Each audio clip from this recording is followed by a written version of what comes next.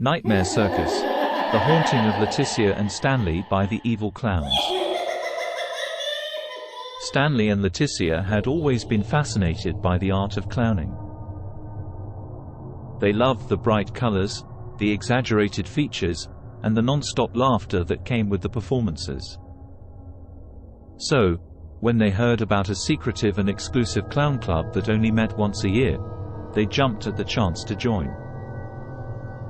The club was rumored to be located in an abandoned carnival on the outskirts of town. Stanley and Leticia never found out who the other members were, but they reveled in the secrecy of it all. They would dress up in their clown suits and make the long trek out to the carnival every year, eager to perform and be among their fellow clowns. But one year, something felt different. It was almost as if the clown club had taken on a new, unsettling energy. Stanley and Leticia couldn't quite put their finger on it, but they both felt it. They tried to push it from their minds as they got ready for the night's performance. As usual, the carnival was silent when they arrived. The dilapidated stalls and rides stood tall and proud against the darkness. Stanley and Leticia made their way to a clearing where a group of other clowns had already gathered. They greeted each other with the usual joviality, but Stanley and Leticia couldn't shake the feeling of unease.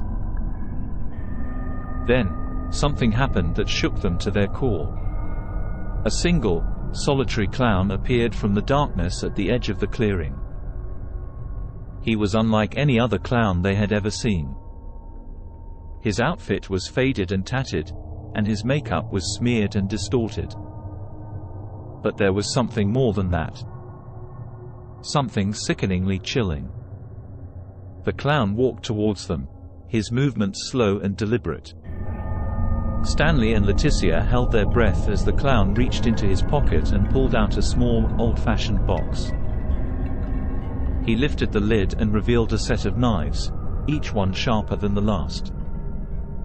The other clowns began to back away as the clown with the box started to laugh. It was a grotesque, high-pitched cackle that echoed through the empty carnival. Stanley and Leticia didn't know what to do. They were frozen with fear as the clown approached them, holding out the box of knives. Suddenly, the clown lunged forward, stabbing Stanley in the chest without warning.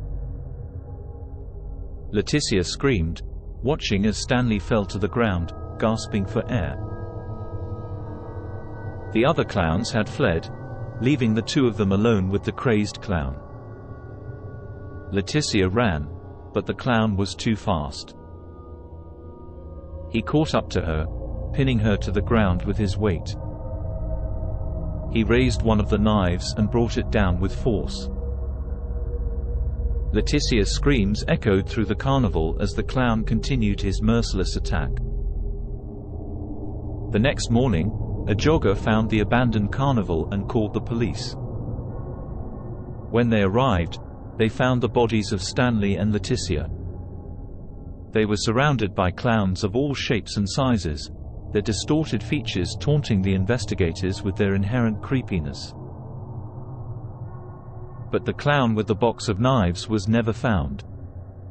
It was as if he had vanished into thin air, leaving the bodies of Stanley and Leticia as a warning to anyone who dared to cross the twisted, terrifying world of clowns.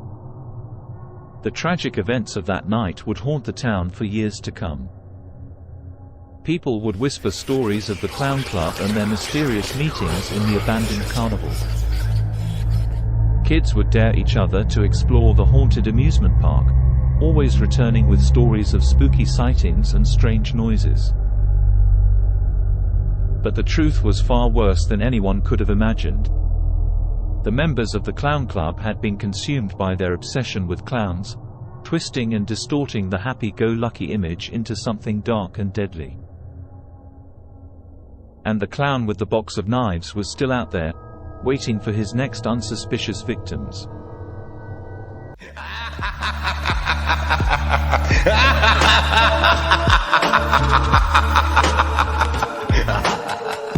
Thanks for watching.